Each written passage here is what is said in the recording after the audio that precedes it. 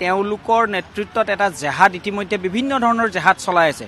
কেতিয়াবা যদি ধৰ্মক লৈ পেলাই জেহাদ চলাইছে, কেতিয়াবা লভ জেহাদ চলাইছে, কেতিয়াবা সাংস্কৃতিক জেহাদ চলাইছে, আৰু এতিয়া গোটেই অভয়াৰণ্য দখল কৰি পেলাই যিটো অসমৰ সভ্যতা সংস্কৃতি ধ্বংস কৰি দিয়াৰ যিটো জেহাদ চলাই আছে, সেই জেহাদৰ পিছত তেওঁলোকে আৰম্ভ কৰিছে শৈক্ষিক জেহাদ।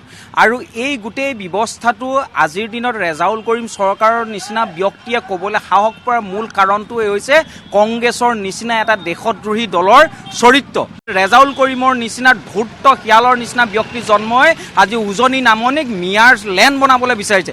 এইটো কদাপি অসমীয়া খিলঞ্জীয়া মানুহে হ'বলৈ নিদিয়ে।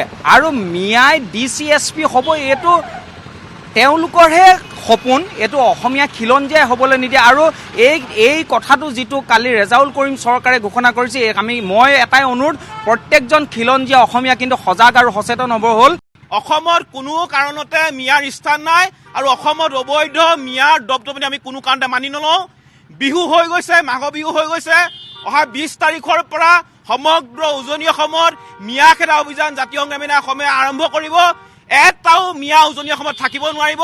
য'তে উজনি অসমত আমি মিয়া দেখা পাওঁ, তাতে কিন্তু মিয়াৰ অৱস্থা বেয়া কৰি দিয়া হ'ব, এইটো কথা আমাৰ স্পষ্ট।